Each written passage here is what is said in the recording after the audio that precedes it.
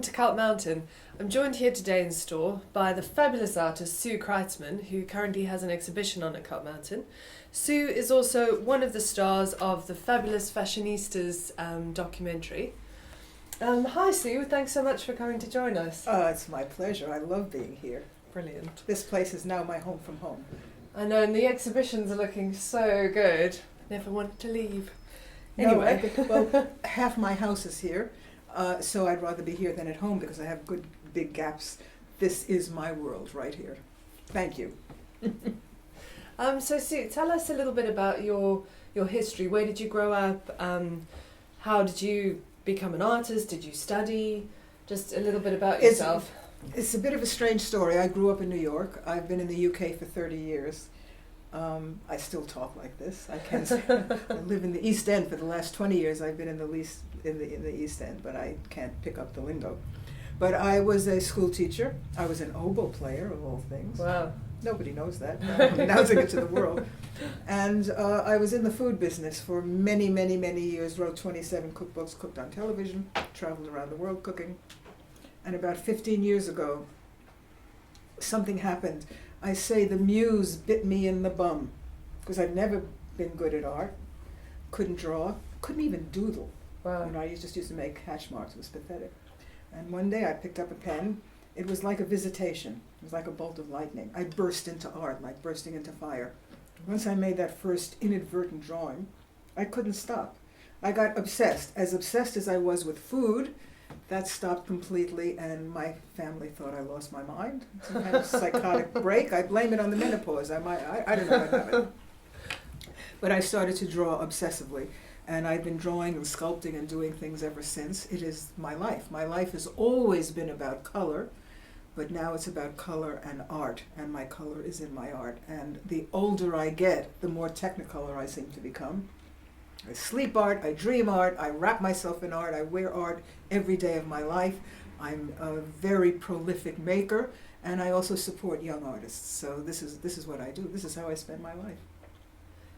Can you tell us a little bit about the outsider art concept? Yes, outsider art is a fascinating thing, and it depends on whether you're an academic or who is talking about it. The academics have gotten their hands on it, and the critics have gotten their hands on it. And the thing about outsider art, as I see it, is there are no rules. People who are working quite outside of the mainstream, sometimes way outside of the margins of the art world. And there are no rules. I don't understand critics because in outsider art there is no good and there is no bad. People who are creating, and I don't say they're creating from their heart, they're creating from their guts.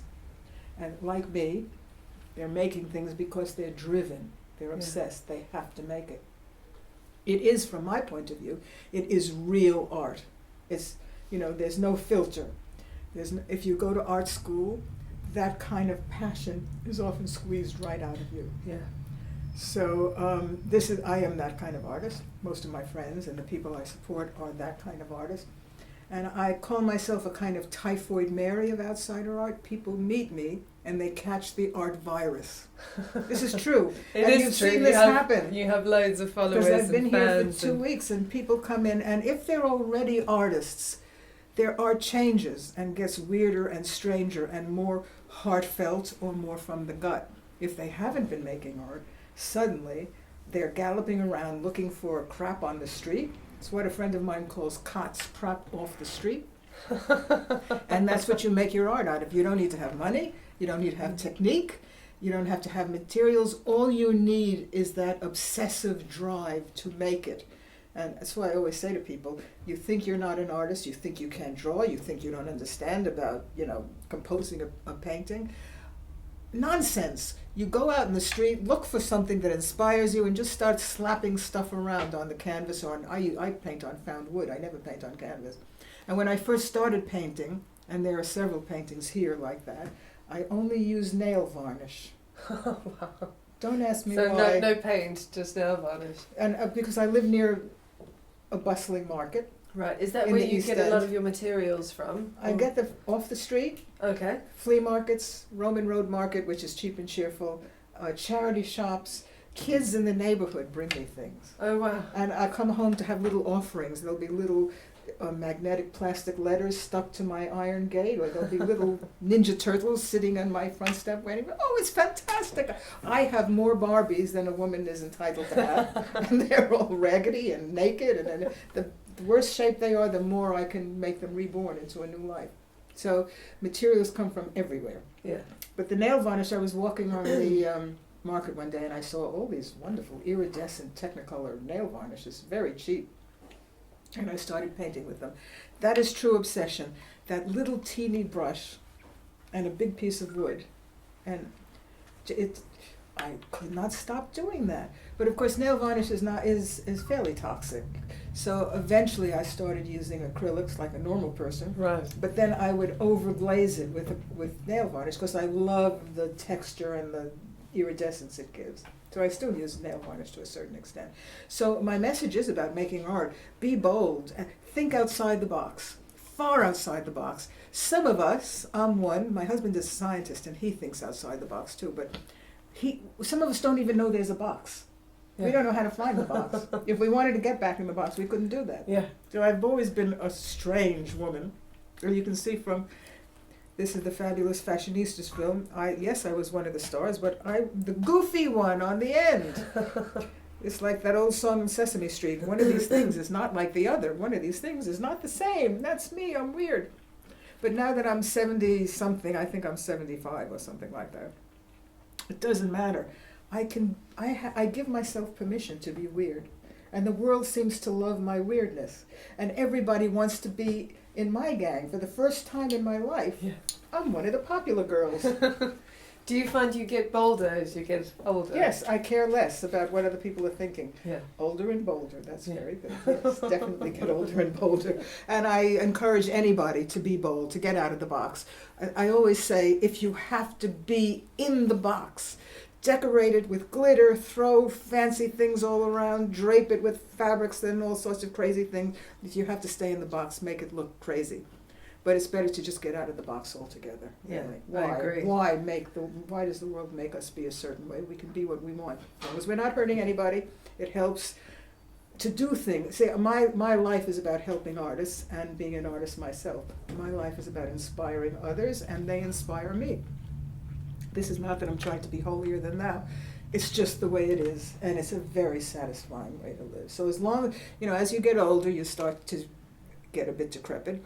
But as long as I can put one foot in front of the other, as long as there are some synapses working, and I can still make sense, I think I'm making sense. You are. Then, you just keep going. You keep going. And I am going like a son of a gun. And inspiring so many along the way. Yeah, I know I am. You can see the tsunami of people who come in here. It's fantastic, and some of them are quite young, and I love to see that fire in their eyes. And I love to see them going outside, looking on the pavement, and I'm thinking maybe they're going to find some treasure that I should have found. Yeah. But that's all right. They're young. They deserve to find the treasure. Yeah. I think that's one of the greatest gifts you can give anyone is inspiration, especially for art. And giving them that freedom, because when you go to art school, I never went to art school. I didn't learn cooking either. I just pick up these things and get very, very passionate about them. Art school squeezes that out of you. That passion. And a lot of people, like my friend Ella, Ella Guru is the most amazing painter. She was one of the founding Stuckists, and she has painted me over and over again. Very good friend of mine. She did go to art school, but she has risen above that. So she has the technique from art school, but she has that vision, she has that edge. Other people find they go to art school and they have to unlearn, forget everything. Yeah. And some people just stop. The art dries up in their soul after going to art school. I can't make blanket statements, but this often happens. Yeah. So to me, the most wonderful kind of art is the outsider art that is outside the margins. You don't care. It's not a business. If you sell, okay. If you don't sell, it's not there. It's there for us. It's not there for them. And if other people like it, that's terrific. Yeah. I have a bit of a problem with selling my, as you know. Because a lot of things I have here are not for sale. A few things are, and I like to know the person who's buying it. I want to know that their taste agrees with mine. I want to know that they live in a crazy environment. They don't live in a beige, neutral Beige, habitat. the worst colour in the world, isn't it? My motto is, don't wear beige, it might kill you. And I mean that sincerely.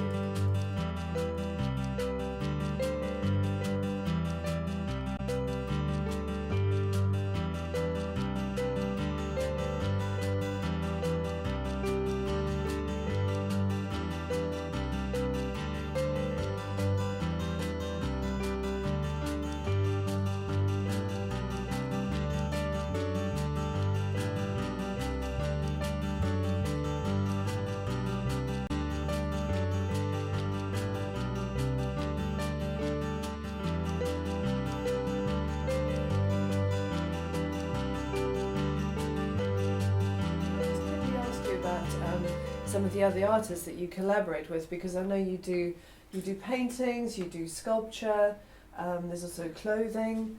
Who do you collaborate with? Well, you know, I make jewelry as well. I adore And jewelry? Yes, this is, I adore making jewelry. But I work with other artists, and every day of my life, I dress in art. And it's all made for me by people I know and respect and love. This is made by Diane Goldie. It's a Medusa and Mami Wata jacket, and she has painted the jacket, hand-painted with my own images from my own paintings. It's extraordinary. She's done quite a few things for me. And also I work with Lauren Shanley, who is a very famous fabric artist. Her studio shop is in Oxo Tower on the South Bank in London. And I collect fabrics everywhere I go. I have fabrics from all over the world, vintage and ethnic and this and that. And she collages them. It's her design. She takes what I give her and she collages them into the most exquisite garments. They're all over the gallery. They're not for sale. They're part of my private collection, but they're for people to look at. So, and also Anne-Sophie Kochlevu, whose work you carry. Yes, we do. She works with old pathetic Barbies, and she makes them into amazing jewelry. So a lot of it's about recycling. It's So it's always- recycling art, But I don't recycling even like items. that word, you know, recycling or even upcycling. Yeah, It's so much more profound than that. yeah. We are surrounded by the detritus of past age. There is so much crap around, and it's like the most precious resource. And the more dilapidated a Barbie is, for instance, or old bottle caps left on the street, that's like mining for gold. Yeah. You know, you just want it to be fair. And You there can is take so it home and much think, of it. There's so much of If it. you have that mindset, or you can just Well, be everybody locked, should you know. have that mindset. You see Yeah. something and you immediately think, what can I do with it? We were looking at some old wine crates before and so on. Oh my God, usually they're free. Sue, I really wanted to ask you, what do you think is the importance of creativity in society? It's incredibly important. People these days get put into little holes and they don't necessarily, the square peg in the round hole and so on. But also I have to say there are all sorts of creativity and there's all sorts of talent. And knowing so many people, my husband is a scientist, I am an artist, we have personalities that are completely different. And I realize that he is unbelievably creative in his field. He does think outside the box. So there's all sorts of creativity. And that's what we're born for. We're not born to be little beige or gray people doing our little beige and gray jobs and, shuffling toward death. It's about unlocking whatever it is inside of you that is your talent. Of course, we all have to make a living. We have to pay our rent. So I don't want to be completely airy-fairy about it. But somewhere inside of you is something that you do, and it might be hidden. I didn't know that I had a talent for cooking. I knew that I had a talent for writing. I always had a way with words since I was a very small child. But I was very bad at poetry. Don't even mention the poetry I wrote there.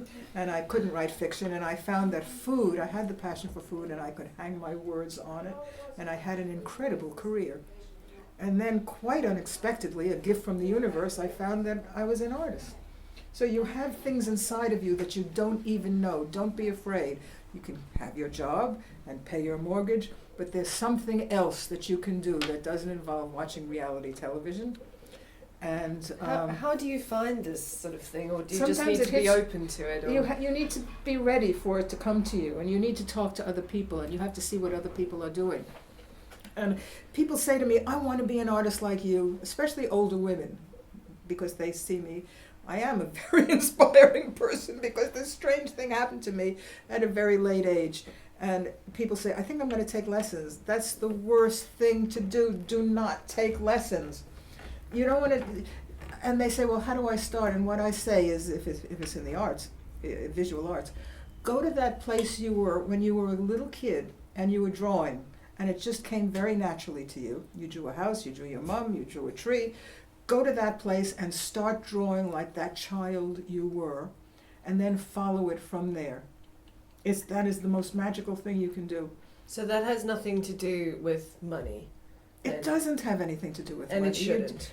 It shouldn't, and you shouldn't be doing this because this is not a business to me, what I'm doing now. I'm doing it for passion, and I always say for the love of the art and love of the artists.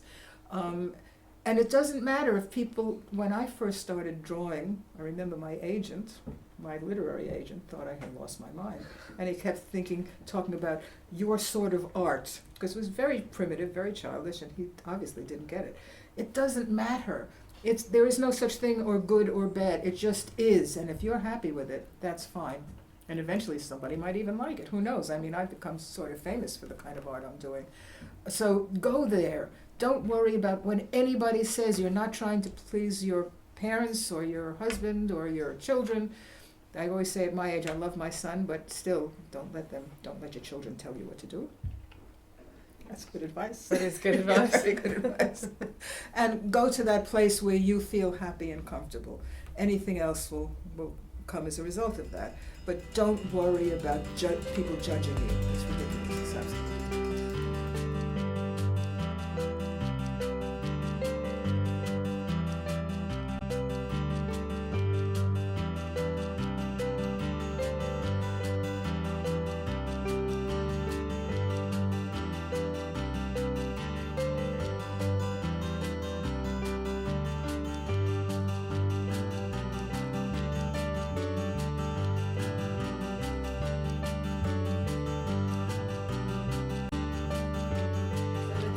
Creativity, sort of, for you need to do it to exist. You're releasing whatever that is it. inside. And I think everybody has it at some point. And also I do believe in not being selfish, and I think that especially as you get on in life, you want to see that you've made a difference. So not only in your own happiness and of course the happiness of your family, but you want to make things happen to other people, for other people. And as I say, I am this sort of catalyst. I do support young artists. I commission them to do things for me. The crazier, the better. And Sophie, Coach Lavu, I love this young woman. She is crazy creative. As you know, you have her stuff in the shop. And I asked her to make me a Barbie thing. She made me something completely unwearable. It's back here, which is fine. If I wore that, I'd fall down immediately. It is the most astounding thing. If I hadn't been, if we hadn't had our conversations and our various visits together, she never would have done such a thing. And she is getting wilder and wilder. I feel this is my purpose in life, to make them wilder, to make them, even when they're outside of the box, I want them to go even further outside of the box. This is a great way to live. But everybody will find their own thing. Not everybody's going to be like me. I'm a very weird woman. But you will find your own inner weirdness. I think you should embrace it. Embrace your inner weirdness. I never said that before, but that's a good one. That's a good. You could get some T-shirts done. Yeah. You should actually get some T-shirts done. Is this one of Anne Sophie's as well? Tell me about Josephine Baker. I have. She's one of my idols. She was an amazing woman. She left America in the 1920s. The racial situation there was horrendous, and she was a dancer, but she was untaught. She was a visionary of a woman. She was a comedian and a dancer and a singer. She didn't sing very well, but it didn't matter. But the racism in the States at that time was, well, still not so good, but nothing like it was in those days. And she went to Paris and she became the richest and most famous woman in the world. Everybody loved her. She did that famous dance at the Folies Bergère with bananas. There are some bananas here. So she's not flashing, but you know what. Very iconic woman, very caring and generous woman. Didn't have any sense about money. Didn't have a whole lot of sense about men. But she was a character. She was a one-off. And later in her life, she started adopting children. Wow. And she adopted well over a dozen, maybe as many as 20. She called them her rainbow tribe, and she wanted one of each, every color, every race, every this, every that. And she wanted, this is my favorite story about Josephine, she wanted to adopt a Jewish child. She lived in France at the time, and she could not find a Jewish child for adoption. So she adopted a little French boy, and she put a kippur on his head, and she fed him kosher food, and she said, okay, your name is Moses now, and you're Jewish. She was a force of nature, and she was a spy for the Allies during the war. She was fearless, and I paint her over and over again. There are 2 sculptures of her here that I've done. There's a painting of her. I do paint her over and over again, and Diane Goldie, my friend, paints clothing for me, and these are my very own paintings of Josephine that she has put onto the jacket. There's one on the front, there's one on the back, there's one over here. What joy to wrap myself in my own art. The one that I'm wearing right now is also by Diane. And this is the one that has Medusa and Mami Wata, which is another bit of a passion of mine. I have a lot of weird theories. I love the mermaid, and I think the mermaid is a mythical creature that occurs anywhere in the world where there is some sort of water, whether it's river or an ocean or what have you. There is the myth of the mermaid. And I have adopted that as my personal symbol, because the mermaid is the perfect symbol of the postmenopausal woman. No more problems down there. That is heaven, absolute heaven. So I've got that, and I made this necklace out of some folk art, Mexican folk art, and that's the mermaid necklace. So everybody has their own little myths and rituals and strange beliefs and so on, and that blossoms into art. Or you might end up writing fairy tales, you might write fiction, you might write poetry, you might start drawing or painting. That is in you somewhere, and you just have to let it emerge. And sometimes, as happened with me in the drawing, it was like being hit with a bolt of lightning. It just suddenly happened. Yeah. It was a gift from the universe. But you can make it happen. I think you can make it happen.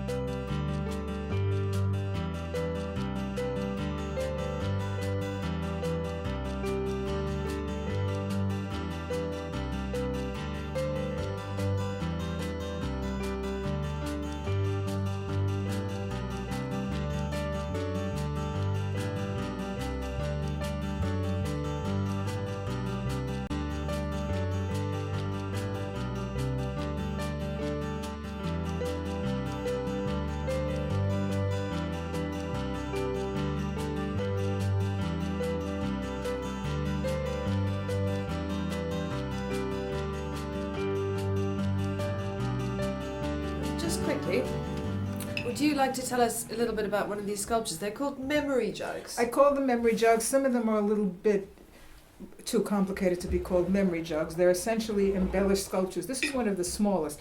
They can be enormous. They can be bigger than life size. And they're made out of broken jewelry, little bits of folk art, things people have given me. I like to use dolls' heads, mannequin heads. I collect. I am a manic collector, and long before I started doing art, I was collecting. I've been collecting all my life. I'm a magpie. So all very that junk. Very organized collector. It is as very. well. You do Thanks need to be my organized. assistant Hannah. Yeah. Otherwise, I would be living in piles of junk. You know those programs about hoarders? Yeah. Yes. That would be you. So I have my magic assistant named Hannah, who files everything in clear plastic boxes. You've been in my studio, Yes. and if I need eyeballs, I have a great big plastic box that says eyeballs. If I need wings, if I need flowers, whatever I need, there it is. I have lots of broken mannequins and broken dolls, and I use them to, this is a very sweet one, this is a very little one. She has a egg timer. I'm very obsessed with time passing because I'm getting older. And we're all time travelers, 1 second, 1 minute at a time, we're traveling into the future. It's like Woody Allen said, I know I'm not immortal. I feel ageless, but I know that I am mortal. But like Woody Allen said, I don't mind dying, I just don't want to be there when it happens. But I am very conscious of time passing. So she's just lovely. And I have these visions about the afterlife as well. I have to admit, I don't really believe in the afterlife. I'm an extremely agnostic person. But I have these imaginings of we die. This is my own mythology. This is in no way reality. But I constantly making figures to this little private mythology. Old dolls that are battered and essentially dead. I bring them back to life. I give them all sorts of little symbols. She's also got some skulls back there. But she's also got this little figure of youth. Here's time passing again. So I imagine that they are dressed up after death for their interview for the afterlife. And they're waiting in the waiting room to get the call from the afterlife. Some of them want to go to the goddess department. Some of them want to go to the superheroine department. And they're waiting for the call. And Ella's painting that's hanging in the gallery right now is, and Sophie is in this painting as well because she's got all the old Barbies. And my little dollies all dressed up, they're waiting for the call. We have the goddess phone in the painting. I'm talking on the goddess phone. And they're waiting for the call. And all these little creatures are saying, I want to be a goddess, or I want to be a superhero in the afterlife. I'm all dressed up. Choose me, choose me. And they're waiting for the interview. This is my little personal mythology. That's great. I feel that when we die, probably the lights just go off, but I don't know. How do I know? Maybe I will get to be a goddess. I wouldn't mind. So there you go. And all of my work sort of speaks to that. I deal with the female landscape. I deal with life, love, death, and hormones. And I don't paint men. I've occasionally done a picture of my son and my husband because I love them very much. But I'm not interested in depicting men. I am interested in the female landscape. And we're surrounded by the female landscape here right now. Oh, well, that's so wonderful. Thank you so much for coming down. Thank you for letting me blabber on.